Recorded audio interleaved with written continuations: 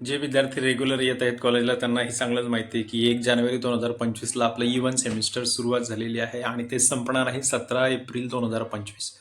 तर यामध्ये पूर्ण अकॅडमिक कॅलेंडर जे 22 ऑगस्ट 2024ला MSBTच्या वेबसाईटवर डिस्प्ले झालेलं आहे त्यानुसार मी तुम्हाला सांगणार आहे. यानुसारच तुम्ही तुमची आउटिंग, तुमचं वॅकेशन या सर्व गोष्टी प्लॅन करायच्या आहेत. कारण प्रॅक्टिकल एक्झाम केव्हा असणार आहे, क्लास टेस्ट केव्हा असणार आहे पहिली आणि दुसरी, त्याच्यानंतर तुमची थिअरी एक्झाम केव्हा असणार आहे, सबमिशन्स केव्हा असणार आहेत, वायवास केव्हा असणार आहे, या सर्व गोष्टींचा उलगडा तुम्हाला यामध्ये होणार आहे. त्यामुळे व्यवस्थित ऐका आणि लक्षात ठेवा आणि याच्यानुसार तुमचं प्लॅन करा.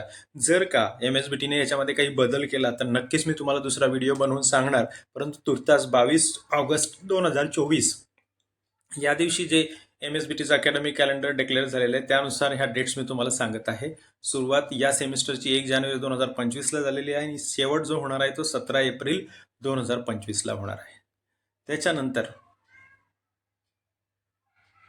जी आपली पहिली क्लास टेस्ट आहे ती होणार आहे 10 फेब्रुवारी ते 12 फेब्रुवारीच्या दरम्यान. म्हणजे 10, 11 आणि 12 फेब्रुवारीच्या दरम्यान तुमची युनिट टेस्ट होणार आहे किंवा क्लास टेस्ट होणार आहे. यासाठीचा सिलेबस वगैरे तुमचे प्रत्येक सब्जेक्ट टीचर तुम्हाला सांगतील, परंतु यानुसार तुम्ही तयारीला लागायचं आहे. कारण या युनिट टेस्टमध्ये मार्क्स जेवढे तुम्ही मॅक्सिमम मिळवाल तेवढे मार्क्स नंतर तुमच्या पासिंगसाठी उपयोगात पडणार आहे.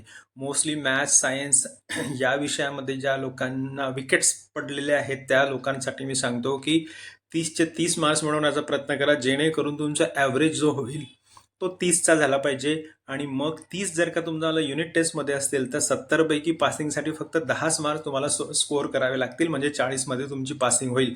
त्यामुळे युनिट टेस्टला कोणी असं कॅज्युअली घ्यायचं नाही आहे.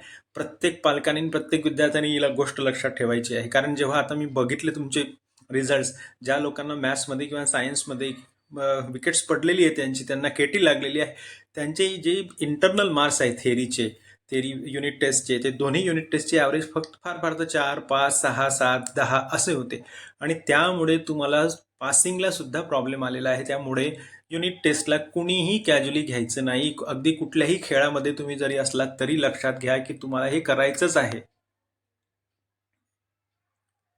ह्याच्यानंतर जी सेकंड क्लास टेस्ट होणार आहे ती 7 एप्रिल 2025 ते 9 एप्रिल 2025. यामध्ये पण तुम्ही लक्षात ठेवायचं आहे की जेवढा सिलेबस झालेला आहे तेवढा प्रत्येक सब्जेक्ट टीचरला विचारायचा आहे.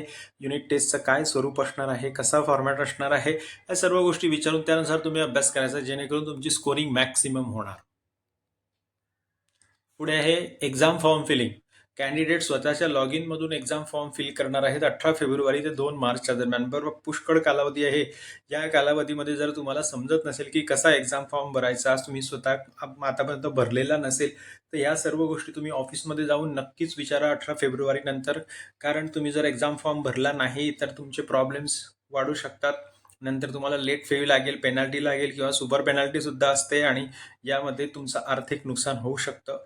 जर तुम्हाला केटी लागलेली असेल फर्स्ट सेमिस्टरची तर त्याचे पण फॉर्म्स तुम्हाला याच वेळेस भरावे लागतील. ते पण तुम्ही ऑफिसमध्ये जाऊन व्यवस्थित चौकशी करून तो फॉर्म पण तुम्हाला भरायचा आहे. तुमची केटी प्रॅक्टिकलमध्ये असेल, वायवामध्ये असेल किंवा इतर गोष्टींमध्ये किंवा तुमच्या थेरी पेपरमध्ये असेल, त्यानुसार तुम्ही व्यवस्थित एक्झाम फॉर्म भरायचा आहे, जेणेकरून तुम्हाला येणाऱ्या समर एक्झाममध्ये कोणताही विषय तुमचा मागे राहणार नाही. 18 फेब्रुवारी ते 2 मार्चच्या प्रमाणे एक नॉर्मल फी जी असते बोर्डाची ती लागेल. परंतु समजा काही लेट लतीफ आहेत, त्यांनी भरला नाही वेळेवर फॉर्म किंवा तुम्हाला काही अडचणी असल्या समजा घरच्या वैयक्तिक, तर त्यावेळेस होऊ शकतं. तर अशा लोकांना normal fee plus 200 rupees late fee लागणार. 4 मार्च 2025 ते 6 मार्च 2025 पर्यंत तुम्ही ते भरू शकता. म्हणजे तुम्हाला अजून 3 दिवस एक्स्ट्रा मिळाले 200 रुपये एक्स्ट्राची फीस लेट फी पे करून.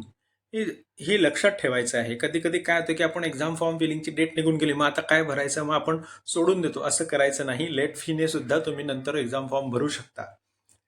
आणखी एक तिसरा चान्स बोर्डाने तुम्हाला दिलेला असतो की काही वैयक्तिक कारणे तुम्ही आजारी असाल किंवा घरामध्ये काही प्रॉब्लेम असेल, इथं काहीही असू शकतं, तुम्ही पोहोचू शकला नाही, तुम्हाला समजलं नाही किंवा तुम्ही आउट ऑफ टाउन होता वगैरे वगैरे, कोणतीही कारण असू शकतात आणि तुमचा फॉर्म भरायचा राहून गेला एक्झाम फॉर्म, तरी पण एक पेनाल्टी फी 1500 रुपये भरून तुम्ही 8 मार्च ते 9 मार्चच्या दरम्यान तुमचा एक्झाम फॉर्म भरू शकता.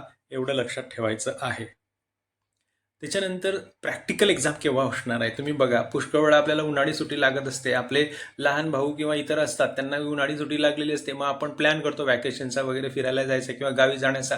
आणि मग आपण ती वॅकेशन एकदाचं बुकिंग वगैरे करून ठेवलं, कुठेतरी रिसॉर्टला वगैरे जायचं ठरवलं, आणि आपली एक्झाम असेल प्रॅक्टिकल एक्झाम, तुम्हाला एक्झॅक्टली माहिती नसते की केव्हा असणार आहे. तेव्हा ती कोणत्याही विषयाची असो आणि ती केव्हाही असो, 18 एप्रिल ते 28 एप्रिलच्या दरम्यान तुम्ही कुठेही जायचं नाही आहे, आजारी पडायचं नाही. कारण प्रॅक्टिकलमध्ये ॲब्सेंट राहिलात तर तुम्हाला ती केटी लागणारच आहे. तुम्हाला तिथे कोणीही मदत करू शकत नाही. तेव्हा 18 एप्रिल 2025 ते 28 एप्रिल 2025 पर्यंत तुमची प्रॅक्टिकल एक्झाम असणार आहे.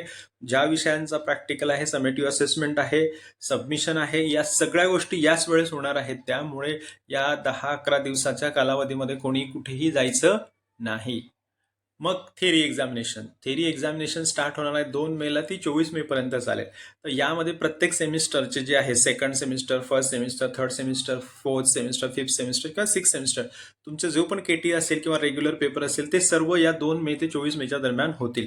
आता एक्झॅक्टली सेकंड सेमिस्टरचे पेपर कोणत्या कोणत्या तारखेला असेल हे ज्यावेळेस MSBTला डिक्लेअर होईल टाइम टेबल, त्यावेळेस तुम्हाला समजेल. परंतु या दरम्यान तुम्ही कुठेही जाण्याचा प्रयत्न करायचा नाही किंवा आजारही पडायचं नाही. आजाराला सांगायचं जरा नंतर ये बाई. नंतर जो रिझल्ट लागणार आहे, तुम्ही काय दिवे लावणार आहात, तुम्ही किती चांगला अभ्यास केलाय, त्याच्यावरनं तुम्हाला टेंटेटिव्हली म्हणजे एक असं अंदाजे सांगता येते की 4th वीक ऑफ जूनला समजेल की तुम्ही पास झालेला आहात का नाही, तुम्ही इंजिनियर झालेला आहात का नाही, जे लोक 6 सेमिस्टरमध्ये आहेत त्यांच्यासाठी. सो आय विश की मी तुम्हाला या गोष्टी क्लिअर केलेल्या आहेत. सर्वात महत्त्वाचं म्हणजे आपली जी येणारी जी टेस्ट आहे ती लक्षात घ्या. पहिली क्लास टेस्ट आहे 10 फेब्रुवारी 2025 ते 12 फेब्रुवारी 2025. प्रत्येकाने इमानदारीने ही टेस्ट द्यायची आहे. मॅक्सिमम स्कोरिंग करायची, जेणेकरून तुम्हाला पासिंगला प्रॉब्लेम होणार नाही. ज्या लोकांचा मॅथ्सचा प्रॉब्लेम आहे, सायन्सचा प्रॉब्लेम आहे किंवा इतर टेक्निकल सब्जेक्ट जे का नसतील, त्यांच्यासाठी लक्षात घ्यायचं आहे की तुम्हाला इथे चांगलं स्कोरिंग करायचं आहे. I wish you all the very best. Good luck.